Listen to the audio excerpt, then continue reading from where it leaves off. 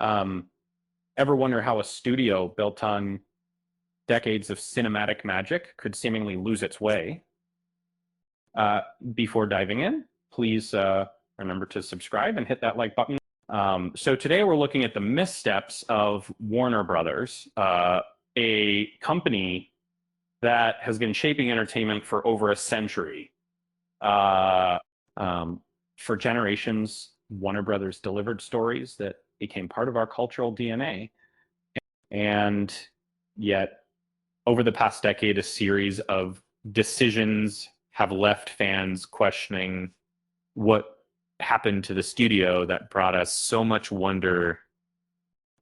Here's a look at some of those moments. In 2017, the rush to release Justice League was a clear sign of trouble. And personal tragedy forced director Zack Snyder to step away, and the resulting film, heavily reworked by Joss Whedon, was a jarring experience for audiences. The film's weak story and subpar effects left fans clamoring for Snyder's original vision. This created a rift, further hindering momentum for the DC extended universe. Speaking of the DC EU, its journey has been a roller coaster of inconsistency. While aiming to compete with the Marvel Cinematic Universe, films like Batman v Superman and Suicide Squad were criticized for their tonal shifts and rushed narratives. Unlike Marvel's calculated approach, Warner Brothers lacked a clear, unifying vision, frustrating fans and damaging the potential of the DC universe. And then they came the shocker in 2022, the outright cancellation of the nearly completed Batgirl film, which is writers within the small Imagine. Reasons cited included strategic shifts and tax write-offs, but it sent shockwaves through the industry of their profit. Millions of dollars were wasted, and talented individuals like starred Leslie Grace were left reeling. The move signaled a lack of commitment to DC projects, and Warner Brothers became notorious for leaning heavily on reboots like The Matrix and Fantastic Beasts. Often these felt more like cash grabs than genuine attempts to enrich these universes. Uh, Fantastic Beasts, The Secrets of Dumbledore, underperformed, highlighting franchise fatigue and fan disappointment, and smaller original films often got lost in the shuffle, overshadowed by blockbuster priorities. Uh, the Nice Guys and In the Heights, despite critical acclaim, it struggled to find an audience due to inadequate marketing. This focus on big budget spectacles curtailed creative diversity and buried potential audience favorites. As a 2020 release of Tenet during the height of the pandemic was a high stakes gamble that didn't pay off. Insisting on a theatrical debut, despite widespread cinema closures, proved disastrous.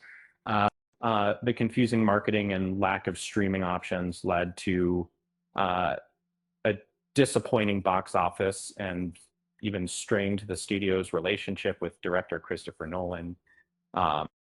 Even the seemingly untouchable Harry Potter franchise wasn't immune.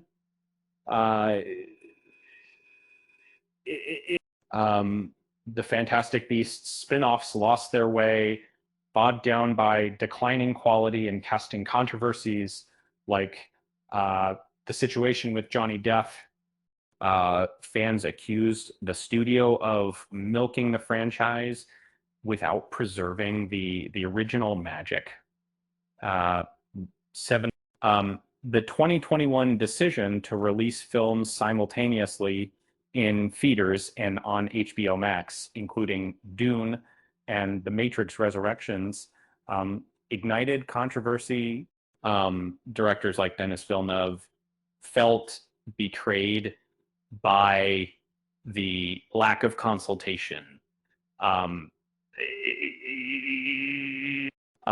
this move undermined the theatrical experience and strained relations with creative talent. The iconic Looney Tunes characters, though recognized by millions, haven't been utilized effectively.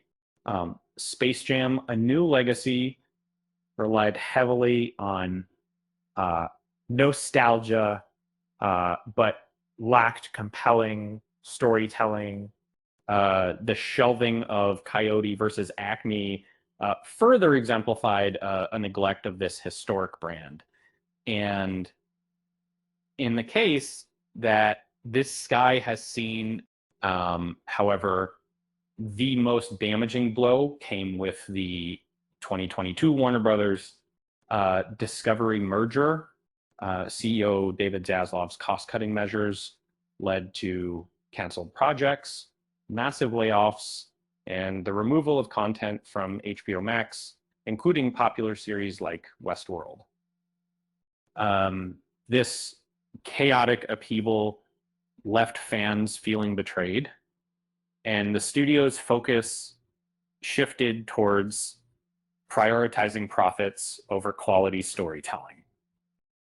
It's safe to say Zaslav is looking to trim the fat, hopefully not good stuff.